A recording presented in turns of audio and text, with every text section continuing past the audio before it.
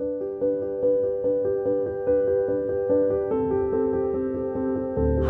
叫許晶晶，今年64歲，缺咗牙都有3、4年到啦，即係蛀到好緊要嗰陣時，咪要脫牙咯，係啦。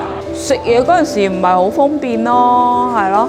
呢邊有隻，呢邊有2隻，所以食嘢嗰陣時咧，成日都即係唔係咁咬到啊，啲硬嘅嘢咬唔到，靠前邊呢幾隻嚟食咯。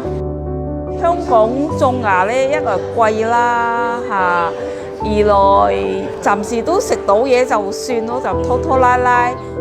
我哋直情親自去過其他醫院去睇過，接觸過其他醫院嘅，係啦。因為之前我個朋友咧去咗第2間醫院嗰度咧檢查嗰個牙周病，佢就話佢有3期嘅牙周病，就要4800蚊先幫佢洗牙。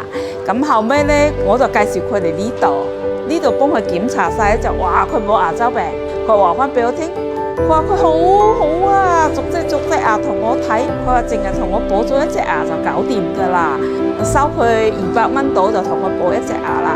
咁佢就好開心咯，唔使嘥4800咯咁樣嚇。所以我就覺得呢間醫院都幾老實啦，冇牙周病就冇牙周病，唔會呃人咯。之前做緊promo買2送1，咁我朋友中2隻，我中1隻。係啦，就抵啦。醫生有講解過，係啦，一係種法國，一係種瑞士牙，瑞士又貴啲咯。咁佢又揀法國，我冇辦法，我跟佢法國咯。咁嗰啲醫生都 OK 嘅，技術得，解釋得好清楚。